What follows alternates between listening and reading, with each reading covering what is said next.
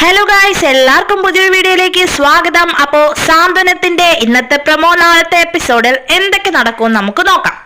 അപ്പോൾ ഇതിലും എപ്പോഴത്തെ പോലെ അടിയും വഴക്കും തന്നെയാണ് കേട്ടോ. ഈ പ്രൊമോയിലും നമ്മുടെ ആദ്യത്തെ സാന്ത്വനം ഭയങ്കര ഒത്തൊരുമയിലാണെങ്കിൽ ഈ സാന്ത്വനം അടിപടലം പൊടി പൂരമായിട്ടാണ് തുടങ്ങിയിരിക്കുന്നത്.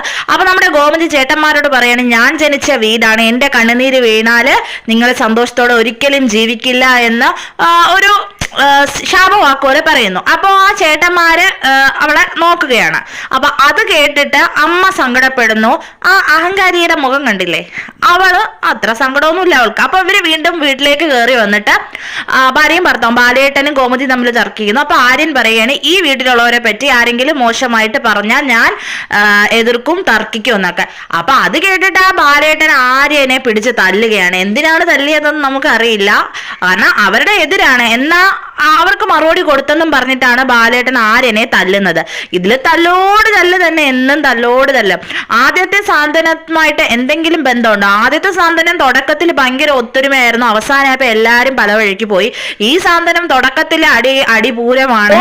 ഇനി ക്ലൈമാക്സ് വരുമ്പോ എല്ലാരും ഒന്നിക്കുമായിരിക്കാം, ഒന്നിക്കണമല്ലോ, അങ്ങനെയാണല്ലോ അതിന്റെ ഒരു കിടപ്പ്.